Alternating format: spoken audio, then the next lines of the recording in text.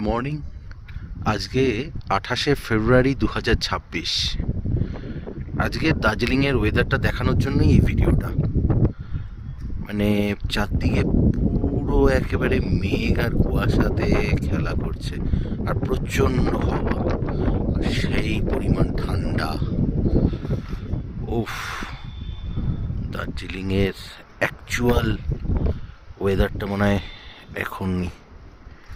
বেশ ঠান্ডা, আর চারদিকটা পুরো একদম কুয়াশায় ঢাকা।